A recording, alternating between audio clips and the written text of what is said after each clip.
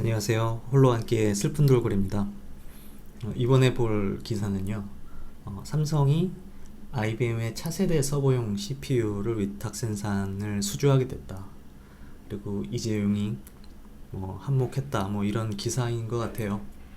일단 미국의 IBM이 차세대 중앙처리 장치 CPU에 대한 생산을 삼성전자한테 줬다라는 얘기죠.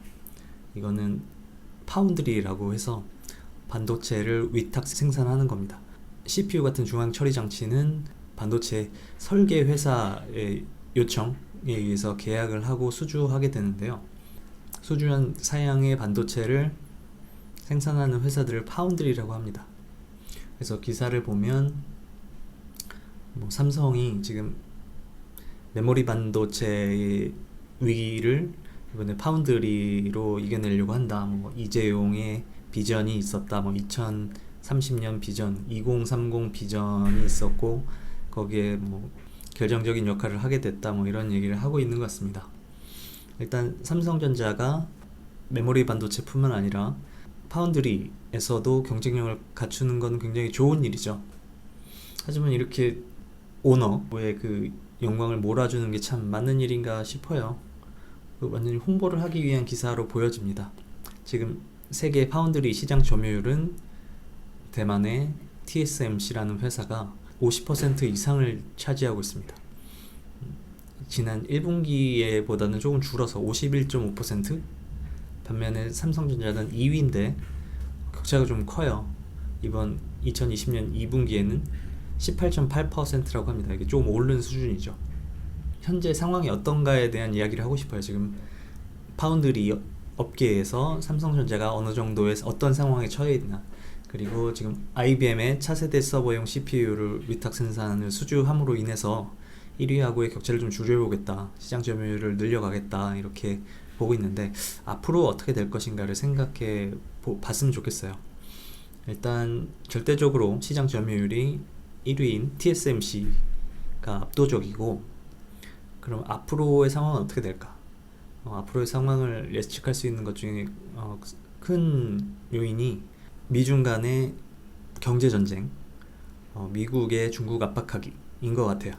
지금 미국은 화웨이에 대해서 압박을 가하고 있고, 미국의 반도체 기술이 들어간 반도체들을 중국 기업에 화웨이에 팔지 못하게 되어 있죠. 그래서 화웨이에 물량을 수주해서 생산하던 TSMC가 지금 화웨이랑 결별을 선언하게 됐습니다. 그리고 오히려 미국 쪽 회사 퀄컴이라든가 인텔, 이런 회사들의 물량 수주에 굉장히 적극적으로 나서고 있고 굉장히 유리한 위치에 있다라는 소식들이 전해져요. 미국의 생산 시설을 만들면서 미국 정권에도 굉장히 호감을 주고 있는 거죠. 중국 화웨이를 압박하려던 미국의 입장에서는 화웨이의 물량을 생산하던 회사를 완전히 그쪽을 끊고 자기 편으로 만들기 위해서 물량을 더 줄 수도 있겠죠, 전략적으로. 그러면 대만의 TSMC는 굉장히 좋은 선택을 한 거죠.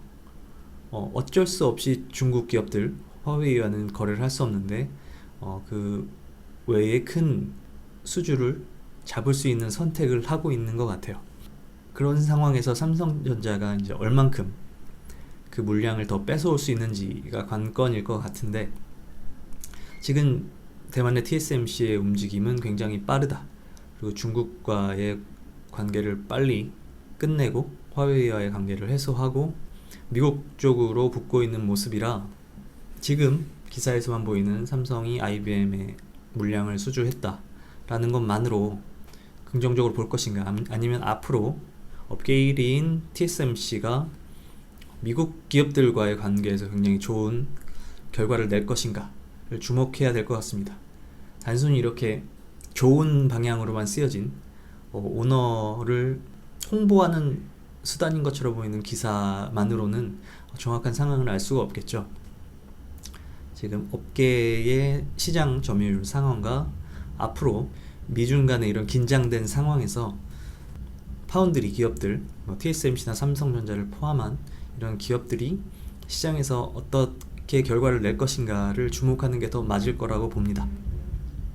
그럼 오늘 삼성전자의 파운드리, IBM 수주에 관련된 기사와 파운드리 시장에 대한 이야기는 이렇게 마치도록 하겠습니다. 고맙습니다.